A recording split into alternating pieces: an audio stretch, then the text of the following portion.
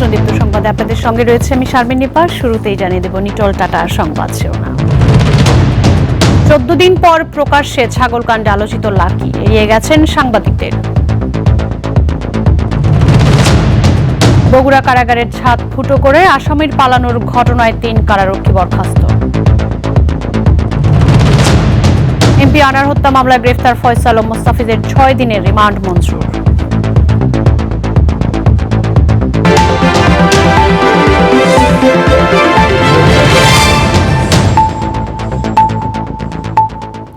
শিরোনাম শুনছিলেন, এবার যাব বিস্তারিত খবরে।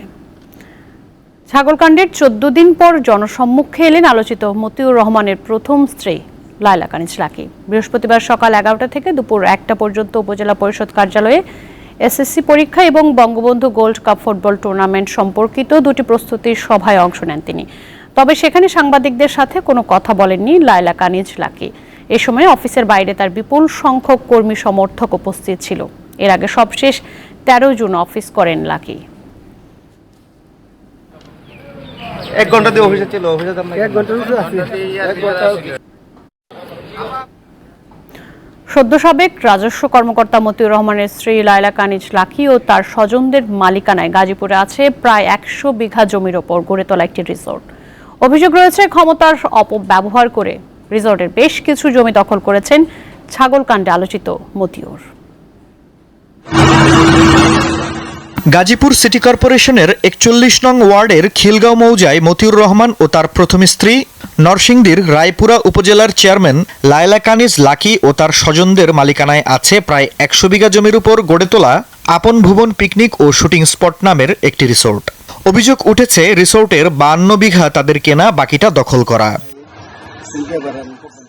স্থানীয়রা জানান, অনেকের কাছ থেকে বছর ভিত্তিতে জমি ভাড়া নিয়ে রিসোর্টের আকার বড় করা হয়েছে। মাছের চাষ করে বেশি সুবিধা করতে পারি না, এই বিধে আমরা এদের কাছে ভাড়া দিচ্ছি। জমির মধ্যে স্থাপনা করে আমরা ভাড়াও দিছি, আমি ভাড়াও নিচ্ছি এখান থেকে। আশেপাশে যা আছে যতটুকু আছে সম্পূর্ণ জায়গা ভাড়া নেওয়া। গাজীপুরের 41 নং ওয়ার্ডের মৃত শেখ আবুল হোসেনের স্ত্রী নূরজাহান বেগমের অভিযোগ, তার 43% জমি জোর করে দখল করে নিয়েছেন মতিউর রহমান ও তার স্ত্রী।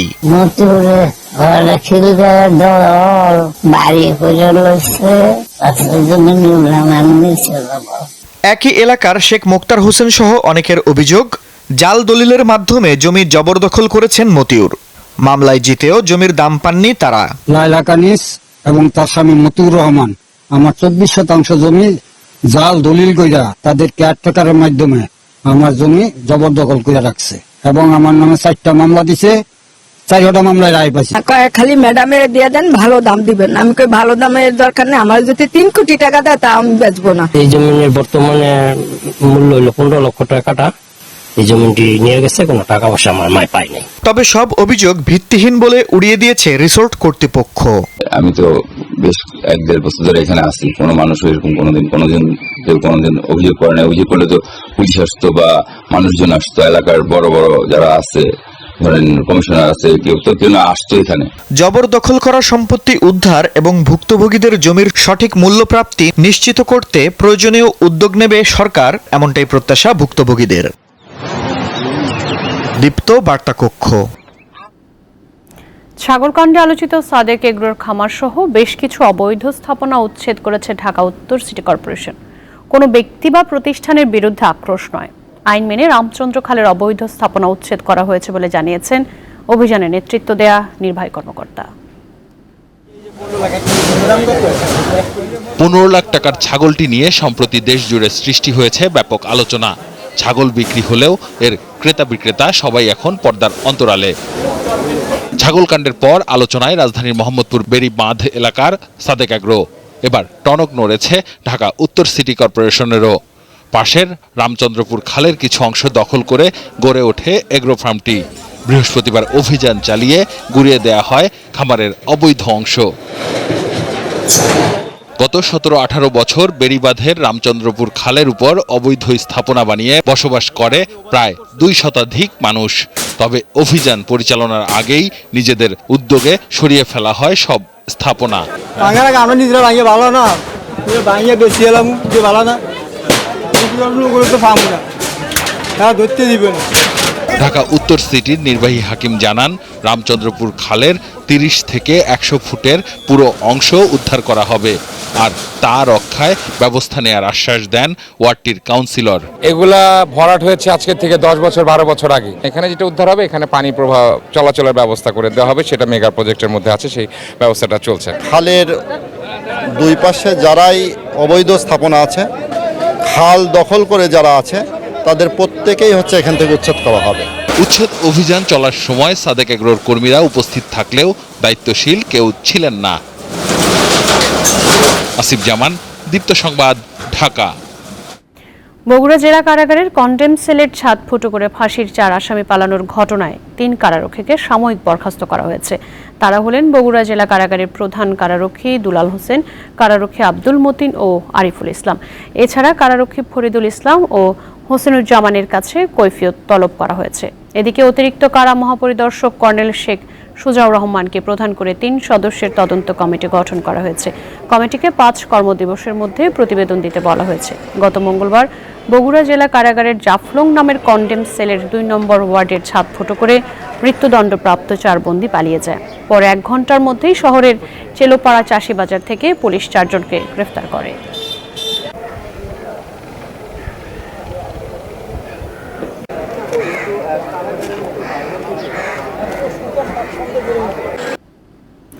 শুধু বই পড়ে নয়, সৃজনশীল শিক্ষা পদ্ধতি চালুর মাধ্যমে শিশুদের মেধার সঠিক বিকাশ করা হচ্ছে বলে জানিয়েছেন প্রধানমন্ত্রী শেখ হাসিনা।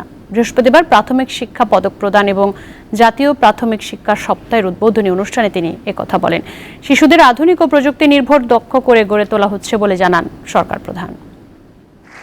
প্রতিটি শিশুর জন্য মানসম্মত প্রাথমিক শিক্ষা নিশ্চিত করতে প্রতি বছর পালিত হয় জাতীয় প্রাথমিক শিক্ষা সপ্তাহ।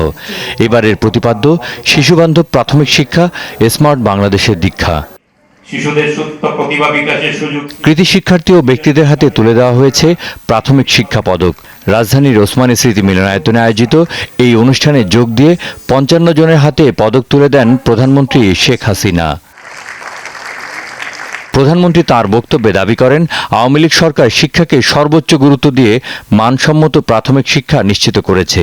কেতাবি বই পড়ে না, এই ছোট ছোট শিশুদের ভিতরে যে মেধা, মনন, সেগুলো তো আমাদের বের করে আনতে হবে, তাদের সুযোগ দিতে হবে, তাদের ভিতরে যে একটা কিছু করার ক্ষমতা আছে সেটা যাতে বিকশিত হতে পারে সেই সুযোগটা সৃষ্টি করা দরকার। আর সেদিকে লক্ষ্য রেখেই কিন্তু আমরা শিক্ষার কারিকুলাম আধুনিক প্রযুক্তি জ্ঞানের মধ্যে নিয়ে আসছি। সরকার প্রধান বলেন, সকল শিশুর বিদ্যালয়ে ভর্তি নিশ্চিতের পাশাপাশি উপবৃত্তির মাধ্যমে শিশুদের ঝরে পড়ার হার কমানো হয়েছে। একই সাথে দরিদ্র শিশুদের দেয়া বিনামূল্যের বিস্কিটের স্বাদও পরিবর্তন করা হয়েছে। শুধুমাত্র এখানে পুষ্টিকর বিস্কুট দিলে হয় না, ওই বিস্কুট খেতে খুব বেশি টেস্ট না। আমি একবার পরীক্ষা করে বললাম যে এর সঙ্গে একটু চকলেট ফ্লেভার, একটু ভ্যানিলা ফ্লেভার, বিভিন্ন কিছু দিয়ে তৈরি করো বা সুন্দর একটু ডিজাইন করে দেওয়ার জন্য বাচ্চাদের এটা আকর্ষণ হয়। খালি আমি এখন বিস্কুটে বলবো খা খা, 2-4 দিন খাবার পরে আর ভালো লাগে না। ভালো লাগে বলো, রোজ রোজ খেতে ভালো লাগে না। একটু চকলেট হলে ভালো লাগে না। হ্যাঁ, শিক্ষা দেশের দারিদ্র্য থেকে মুক্তি দিবে উল্লেখ করে শেখ হাসিনা বলেন, বিদ্যালয়গুলোতে আধুনিক ও শিশুবান্ধব করে গড়ে তোলা হয়েছে। সামাজিক উদ্যোগে বিদ্যালয়গুলোতে চালু করা হচ্ছে মিড ডে মিল। এই যে প্রযুক্তি জ্ঞান সম্পন্ন দক্ষ জনশক্তি, এই ছোট্টবেলা থেকেই, শিশুকাল থেকেই ধীরে ধীরে তারা সেইভাবে গড়ে উঠবে, দেশপ্রেমে উদ্বুদ্ধ হবে এবং দেশের উন্নয়নে তাদের চিন্তা ভাবনা, তারা আরো নতুন নতুন উদ্ভাবনী শক্তি দিয়েই দেশকে সামনে দিকে এগিয়ে নিয়ে যাবে, সেটাই আমি চাই। পরে শিশুদের পরিবেশনায় মনোজ্ঞ সাংস্কৃতিক অনুষ্ঠান উপভোগ করেন প্রধানমন্ত্রী শেখ হাসিনা। নাজমুল হোসেন, দীপ্ত সংবাদ, ঢাকা। পদ্মা সেতু নির্মাণ প্রকল্পের জন্য নেওয়া ঋণের 7ম ও 8ম কিস্তি পরিশোধ করেছে সেতু কর্তৃপক্ষ। দুপুর 12টার দিকে প্রধানমন্ত্রী শেখ হাসিনার উপস্থিতিতে সড়ক পরিবহন ও সেতু মন্ত্রী ওবায়দুল কাদের অর্থ বিভাগের কাছে ঋণের 7ম ও 8ম কিস্তি বাবদ 314,64,86,000 টাকা পরিশোধের চালান হস্তান্তর করেন। এ পর্যন্ত সরকারকে মোট 1,262,66,06,548 টাকা পরিশোধ করেছে সেতু কর্তৃপক্ষ। 2022 সালের 25 জুন পদ্মা সেতু উদ্বোধন করেন প্রধানমন্ত্রী।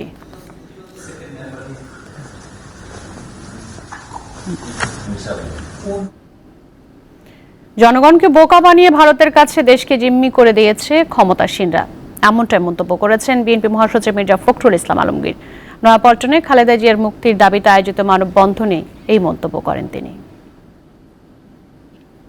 চুক্তির জন্য ভারত প্রকল্পের জন্য ভারত প্রস্তাব দিয়েছে, চীনও দিয়েছে। আবার সবচেয়ে কথা বলেছেন, ভারত যে প্রস্তাব দিয়েছে, ভারতকে যদি আমরা কাজটা দেই তাহলে আমাদের পানির সমস্যার সমাধান হয়ে যাবে। এইভাবে আপনার দেশকে পুরোপুরিভাবে ভারতের কাছে একেবারে জিম্মি করে দিচ্ছেন। এমপি আনোয়ারুল আজিম আনার হত্যার মিশনে অংশ নেওয়া 7 জনকে গ্রেফতার দাবি করলেও হত্যার সুনির্দিষ্ট মোটিভ নিয়ে এখনো নিশ্চিত নয় মহানগর গোয়েন্দা পুলিশ। ব্যবসায়িক ও রাজনৈতিক 2 কারণ আমলে নিয়ে তদন্ত করা হচ্ছে বলে জানিয়েছেন মহানগর গোয়েন্দা পুলিশের অতিরিক্ত কমিশনার। সকালে ডিএমপির মিডিয়া সেন্টারের সংবাদ সম্মেলনে তিনি জানান, এমপি আনার কিলিং মিশনে 7 জন দায়িত্ব পালন করেছে। এই 7 জন সহ মোট 9 জন গ্রেফতার আছে। গতকাল গ্রেফতার ঘাতক দলের 2 জন ফয়সাল ও মোস্তাফিজ। ফয়সালি এমপি আনারকে ক্লোরফর্ম দিয়ে অজ্ঞান করে। এদিকে ফয়সাল ও মোস্তাফিজের 6 দিনের রিমান্ড মঞ্জুর করেছে আদালত। হত্যাকাণ্ডটি সংঘটিত করার জন্য আরো যে 2 ব্যক্তি অগ্রণী ভূমিকা পালন করেছেন, তার মধ্যে একজন হলো ফয়সাল শাহজি আর একজন হলো মুস্তাফিজুর রহমান, যাকে আমরা গতকাল দুর্গম পাহাড়ি এলাকা, উঁচু নিচু পথ, ফটিকছড়ি, ভোজপুরি এবং সীতাকুণ্ডের মাঝখানে একটা পাহাড়ের এক পাদদেশ থেকে সর্বশেষ অ্যারেস্ট করেছি। আওয়ামী লীগের দলীয় ফান্ডের জমা 100 কোটি টাকা ছাড়িয়েছে। মোট 21টি ব্যাংক হিসাবে এই টাকা জমা আছে। নির্বাচন কমিশনে জমা দেওয়া হিসেবে এই তথ্য জানানো হয়েছে। বৃহস্পতিবার আওয়ামী লীগের কোষাধ্যক্ষ আশিকুর রহমানের নেতৃত্বে 4 সদস্যের প্রতিনিধি দল নির্বাচনী কমিশনে ইসি সচিব শফিউল আজিমের কাছে 2023 সালের আয় ব্যয়ের হিসাব জমা দেয়। 2022 সালের তুলনায় 23 সালে আয় এবং ব্যয় দুটোই বেড়েছে। 2023 সালে দলটির ব্যয় হয়েছে 9,87,36,000 টাকা, যেখানে 2022 সালে ব্যয় ছিল 7,86,84,000 টাকা। 2023 সালে আয় হয়েছে 27,14,45,000 টাকা। এর আগের বছরের আয় ছিল 10,71,35,000 টাকা।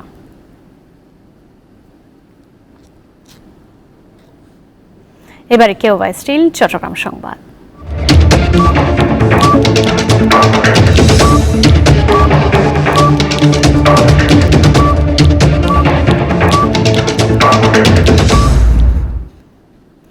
পার্বত্য অঞ্চলে স্থিতিশীলতা ও শান্তি বজায় রাখতে যৌথ বাহিনীর অভিযান অব্যাহত রাখার কথা জানিয়েছেন বিজিবির মহাপরিচালক মোহাম্মদ আশরাফুজ্জামান সিদ্দিকী। বৃহস্পতিবার চট্টগ্রামের সাতকানিয়ায় বিজিবির 101তম রিক্রুট ব্যাচের প্রশিক্ষণ সমাপনী কুচকাওয়াজ অনুষ্ঠানের শেষে সাংবাদিকদের এ কথা বলেন তিনি। অনুষ্ঠানে নবীন সৈনিকদের কুচকাওয়াজ পরিদর্শন ও অভিবাদন গ্রহণ করেন বিজিবি প্রধান। সীমান্তের অতন্ত্র প্রহরী হিসেবে সীমান্ত সুরক্ষা, চোরাচালানো, মাদক পাচার রোধ সহ আন্তঃসীমান্ত অপরাধ দমনে নিষ্ঠার সাথে দায়িত্ব পালনে নবীন সৈনিকদের নির্দেশ দেন তিনি। পরে গণমাধ্যমের বিভিন্ন প্রশ্নের জবাবে বিজিবি প্রধান জানান, অভ্যন্তরীণ সংঘাতের কারণে মিয়ানমার থেকে আসা গুলি সেন্ট মার্টিনের আশেপাশে পড়লেও তা বাংলাদেশের উদ্দেশ্য নয়। পার্বত্য অঞ্চল সহ দেশের সীমানা সুরক্ষায় বিজিবি সজাগ আছে বলেও জানান তিনি।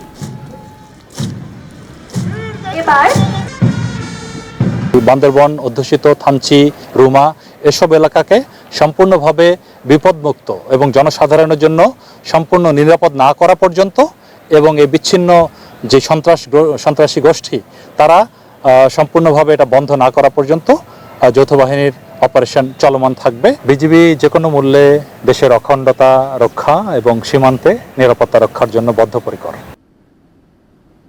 ভারতের ত্রিপুরা রাজ্যের মুখ্যমন্ত্রী ডক্টর মানিক সাহাকে হাড়িভাঙা আম, মিষ্টি ও ইলিশ উপহার পাঠিয়েছেন প্রধানমন্ত্রী শেখ হাসিনা। বৃহস্পতিবার দুপুরে ব্রাহ্মণবাড়িয়ার আখাউড়া স্থলবন্দর দিয়ে এসব উপহার পাঠানো হয়। উপহারের মধ্যে 20টি কার্টনে 400 কেজি হাড়িভাঙা জাতের আম, 50 কেজি ইলিশ মাছ এবং 50 কেজি মিষ্টি সহ মোট 500 কেজি উপহার সামগ্রী রয়েছে। ত্রিপুরায় নিযুক্ত বাংলাদেশের সহকারী হাই কমিশন অফিসের প্রথম সচিব রেজাউল হক চৌধুরী আখাউড়া সীমান্তের শূন্য রেখায় এসব উপহার গ্রহণ করেন। এর আগে গত 23 জুন প্রধানমন্ত্রী শেখ হাসিনার জন্য 500 কেজি ত্রিপুরার বিখ্যাত কিউভেইরাটি জাতের আনারস উপহার পাঠিয়েছিলেন ত্রিপুরার মুখ্যমন্ত্রী ডাক্তার মানিক সাহা।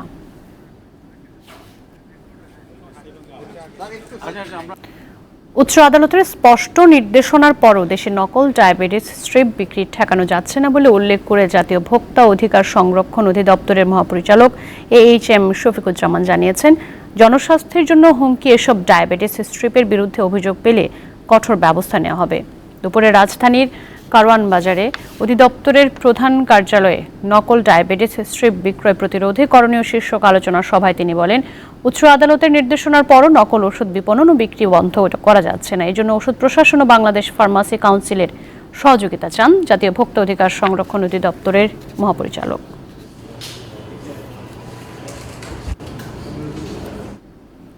হবিগঞ্জের রাসেলস ভাইপার সন্দেহে 29টি বাচ্চা সহ একটি সাপ পিটিয়ে মেরেছে স্থানীয়রা জানায়, বুধবার সন্ধ্যা 7টার দিকে ড্রেন থেকে সাপটি সড়কে উঠে এলে গ্রামের কয়েকজন রাসেলস ভাইপার বলে চিৎকার করে। মুহূর্তেই সাপ আতঙ্কে গ্রামবাসীরা ছুটাছুটি শুরু করে। পরে সাপটিকে পিটিয়ে হত্যা করা হয়। এদিকে চুয়াডাঙ্গার জীবননগরে চন্দ্রবোরা সাপ পিটিয়ে মেরে গ্রামে ঘুরিয়েছে কৃষকরা। বুধবার দুপুর 12টার দিকে জীবননগর উপজেলার সীমান্ত ইউনিয়নের মেদিনীপুর গ্রামে এই ঘটনা ঘটে।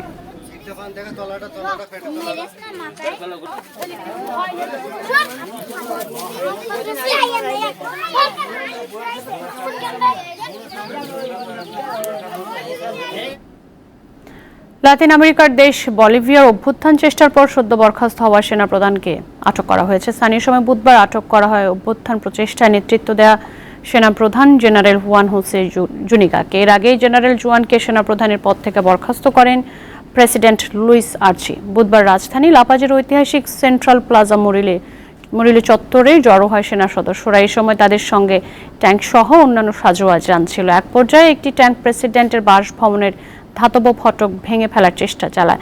এই অবস্থায় দেশবাসীর সাহায্য চেয়ে টেলিভিশনে ভাষণ দেন প্রেসিডেন্ট লুইস আর্চি।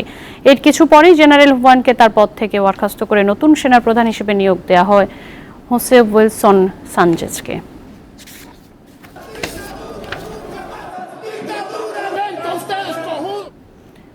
তীব্র দাবদাহে পড়ছে পাকিস্তান। গেল 6 দিনে দেশটিতে 568 জনের মৃত্যু হয়েছে।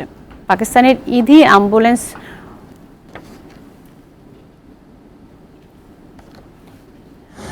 ইদি অ্যাম্বুলেন্স পরিষেবা জানায়, তারা প্রতিদিনই করাচির মর্গে 30 থেকে 40টি মরদেহ নিয়ে যাচ্ছে। গত 6 দিনে তারা 568টি মরদেহ সংগ্রহ করেছে। এর মধ্যে মঙ্গলবার 141টি মরদেহ সংগ্রহ করা হয়েছে।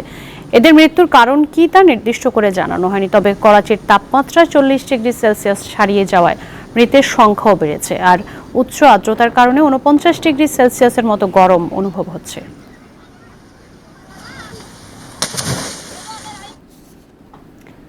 যুক্তরাজ্যের আসন্ন নির্বাচনের আগে চূড়ান্ত বিতর্ক অনুষ্ঠিত হয়েছে প্রধান দুই প্রতিদ্বন্দ্বীর মধ্যে। ট্যাক্স, অভিবাসন, লিঙ্গ এবং ব্রেক্সিট ইস্যু নিয়ে বিতর্কে জড়ান সদ্য পদত্যাগ করা প্রধানমন্ত্রী ঋষি সুনাক ও বিরোধী দলীয় নেতা স্যার কিয়ার স্টারমার। স্থানীয় সময় বুধবার রাতে 75 মিনিটের এ বিতর্ক হয়। যুক্তরাজ্যের পার্লামেন্টের নিম্নকক্ষ হাউস অব কমন্সের 650 আসনে ভোট হবে। প্রায় 75 মিনিট ধরে চলা উত্তেজনাপূর্ণ এই বিতর্কে নিজেদের অবস্থান সমানভাবে তুলে ধরার চেষ্টা করেন দুই নেতা। অভিবাসন নিয়ে হয়েছে উত্তপ্ত বাক্য বিনিময়। এ সময় স্টারমার অভিযোগ করেন, অভিবাসন পরিস্থিতির ওপর সুনাকের কোনো নিয়ন্ত্রণ নেই। আগামী 4 জুলাই সাধারণ নির্বাচন অনুষ্ঠিত হবে।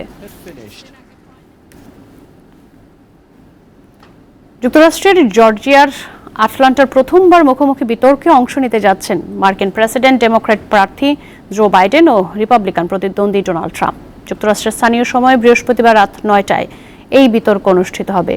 দেশটির সম্প্রচার মাধ্যম CNN এই বিতর্কের আয়োজন করেছে। 90 মিনিটের এই বিতর্কে কোনো দর্শক উপস্থিত থাকবে না। এদিকে এই বিতর্কের আগে সবচেয়ে বেশি আলোচনা হচ্ছে বাইডেন ও ট্রাম্পের বয়স এবং কর্মশক্তি নিয়ে। 81 বছরের বাইডেন ও 78 বছরের ট্রাম্প জনমত জরিপে একদমই কাছাকাছি রয়েছেন। আগামী 10 সেপ্টেম্বর বাইডেন ও ট্রাম্পের দ্বিতীয় বিতর্ক হবে। সেটির আয়োজক ABC নিউজ।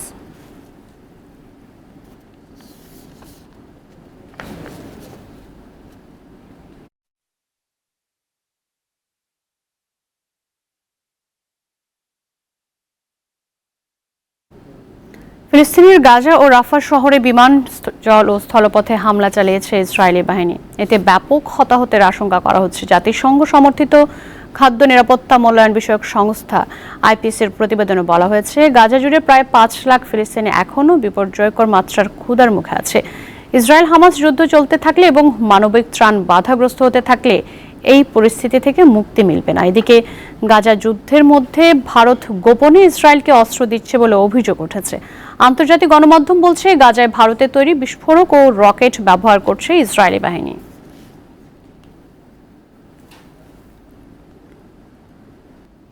দর্শক, দীপ্ত সংবাদ শেষ করব, কিন্তু তার আগে জানিয়ে দেব নিটল টাটার সংবাদ শিরোনাম আরো একবার। 14 দিন পর প্রকাশ্যে ছাগলকাণ্ডে আলোচিত লাকি এড়িয়ে গেছেন সাংবাদিকদের। বগুড়া কারাগারের ছাদ ফুটো করে আসামির পালানোর ঘটনায় 3 কারারক্ষী বরখাস্ত। এমপি আনার হত্যা মামলায় গ্রেফতার ফয়সাল ও মোস্তাফিজের 6 দিনের রিমান্ড মঞ্জুর।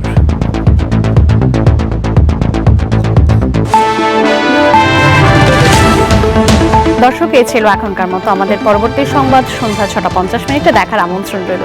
আরো তথ্য বিনোদনের খবর পেতে যুক্ত থাকুন দীপ্ত টিভির ডিজিটাল প্ল্যাটফর্মগুলোতে। ধন্যবাদ সকলকে এতক্ষণ সঙ্গে থাকার জন্য।